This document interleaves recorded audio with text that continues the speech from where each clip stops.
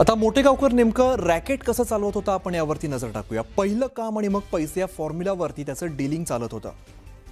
5 लाखांपासून अगदी 30 लाखांपर्यंत हे डीलिंग होत असल्याची माहिती आहे किंवा तपासातून तशा बाबी समोर येत आहेत। दरम्यान मुलांच्या प्रवेशासाठी डॉक्टर पालक ब्लँक चेक देखील द्यायला तयार होते असं तपासातून उघड होत आहे। यानंतर आरसीसी इन्स्टिट्यूट आधी तपासणी करायची की या विद्यार्थ्याची नेमकी आर्थिक क्षमता कशी आहे आणि त्या पद्धतीने तिथून पुढचं काम चालायचं किंवा तशा पद्धतीचं डीलिंग केलं जायचं। यानंतर पालकांना संपर्क साधत सिलेक्शनची गॅरंटी सुद्धा दिली जात होती। प्रश्नसंचातील प्रश्न पेपरमध्ये आल्याच्या खात्रीनंतरच रक्कम जी आहे ती वर्ग केली जायची।